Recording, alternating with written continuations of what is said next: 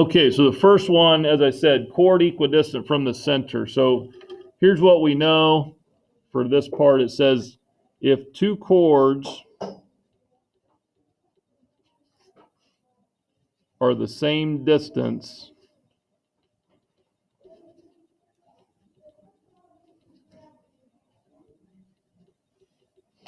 from the center,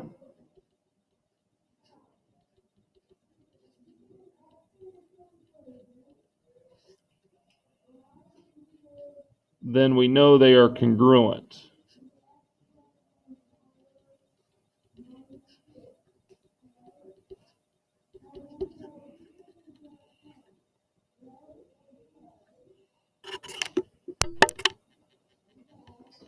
So when we're looking at this picture, the two chords in the picture are UV and ST.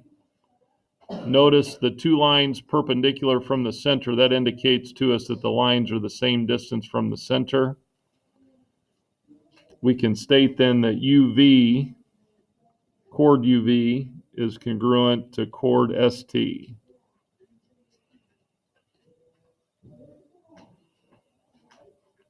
Now, one of the other things that we can also say is we can also say that arc UV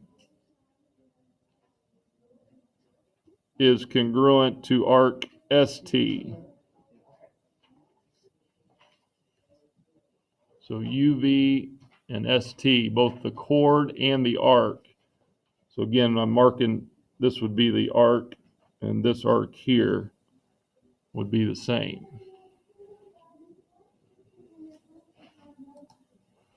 Okay, let's go ahead and kind of go clockwise around. The next one we're going to focus on is the radius, tangent, and then the perpendicular. So notice in our picture we have a tangent line and we have a radius that is intersecting that. So what we would say here is if a tangent and a radius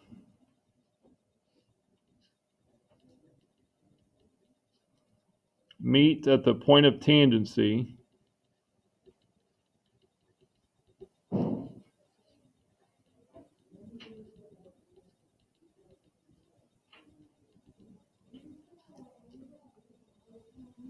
then they are perpendicular.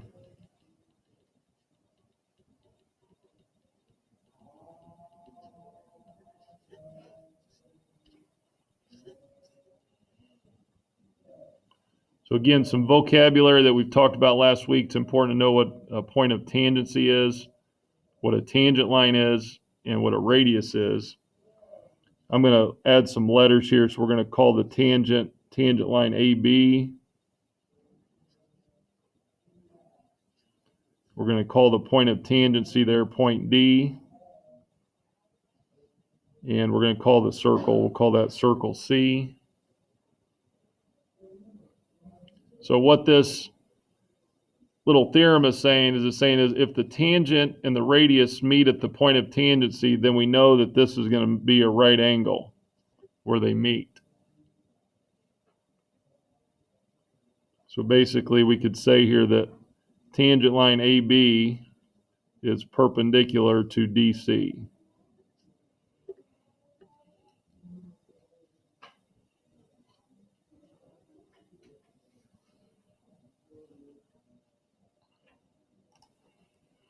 Okay, the next piece that says perpendicular, on this one, you'll notice in the picture we have a radius that is perpendicular to a chord.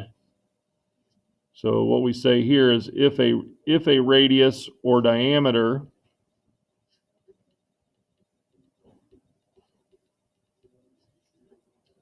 is perpendicular to a chord,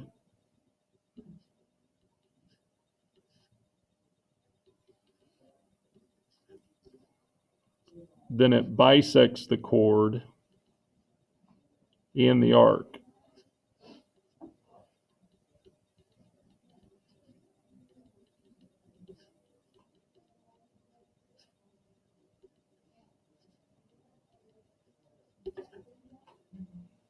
So again, I'm going to add some letters here. We'll call the chord here chord AB. Center of the circle C. The point where the radius meets the circle, we'll call that D. And then the intersection point, I'm going to call that E.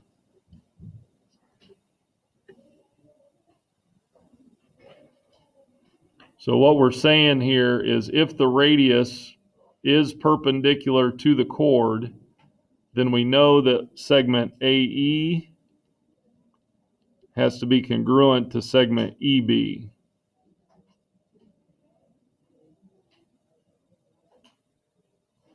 And we also know that arc AD has to be congruent to arc DB.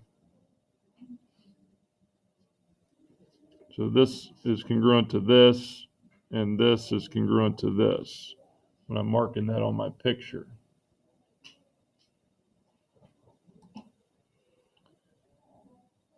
So the tangent, here's what it says. I think of the three, this is the easiest of the three to really kind of recognize. But if two tangents are tangent to the same circle,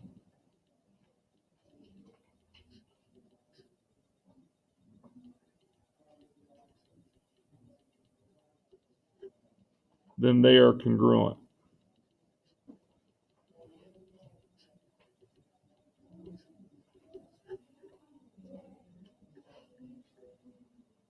So when we're looking at this picture, hopefully you notice we've got tangent AB and we've got tangent CB.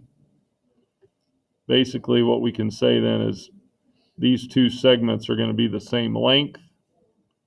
So you could say AB is congruent to BC.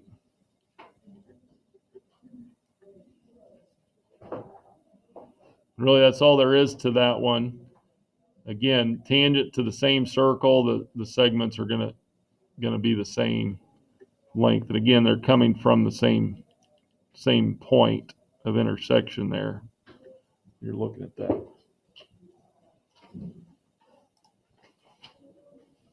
So we're going to show you a little bit of application of what we just filled in on our spinners. So hopefully you notice in number one, we have two chords. They're telling you that the two chords are congruent.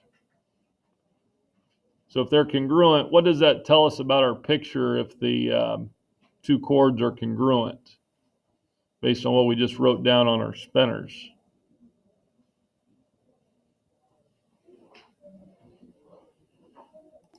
If we know that SR is X degrees, what does ST have to be? It also has to be X degrees.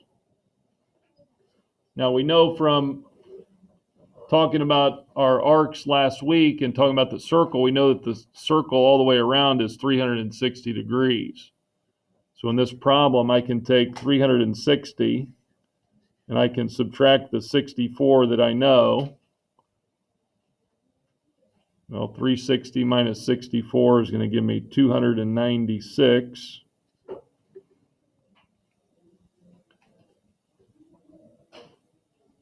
We know that these two arcs here are the same and have to together add up to 296. So what am I going to do to find X?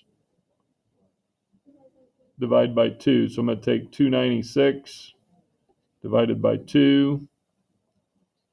And that would tell me that X is equal to 148 degrees.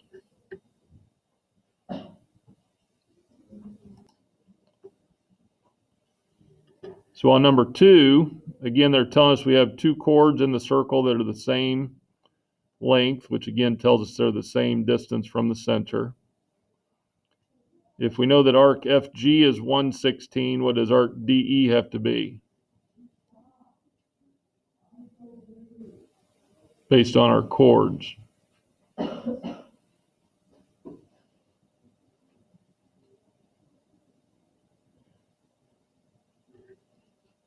I hope you're saying that DE would also be 116.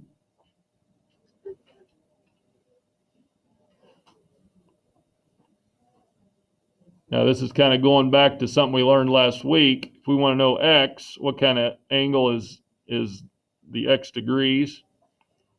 The vertex is at the center. We call that a central angle, and we know the central angle is the same as the arc. So in this case, x would just simply be 116 degrees.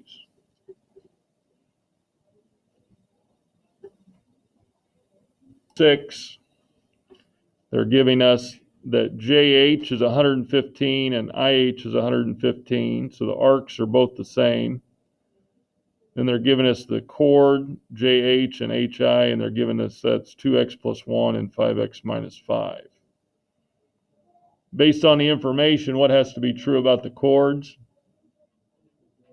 They are congruent. So we're going to say here 2x plus 1 equals 5x minus 5. So go ahead and take a second.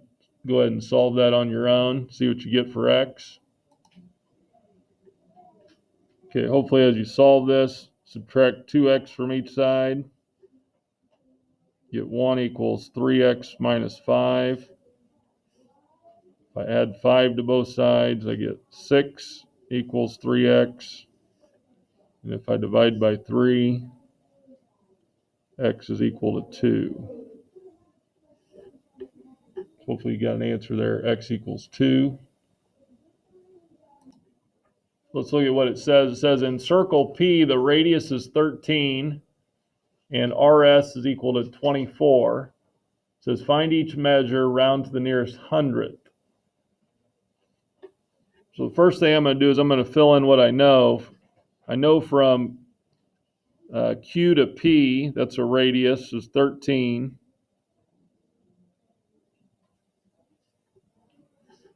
I know from R to S is 24.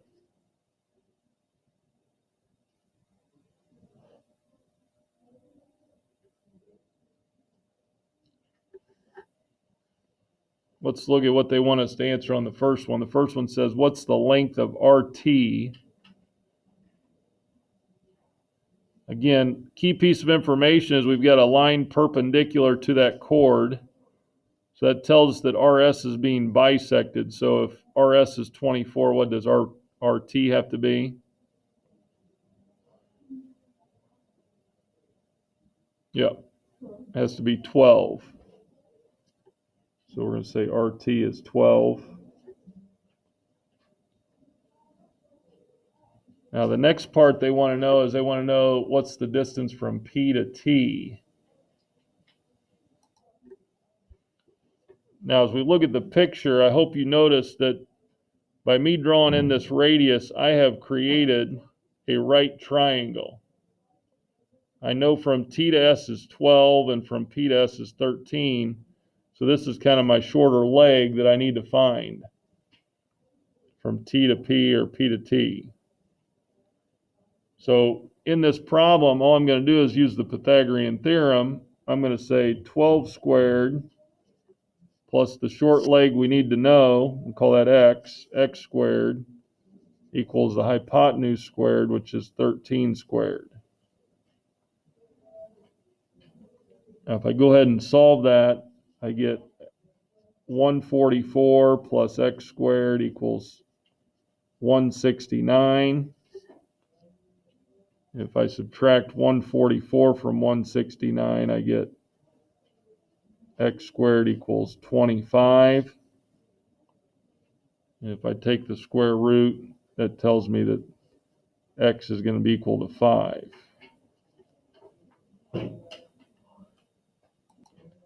Now the last question is asking us to find the length from T to Q. If I know from P to Q is 13 and from P to T is 5, all I'm going to do is do 13 minus 5.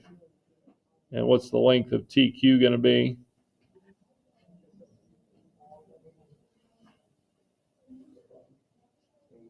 How about 8?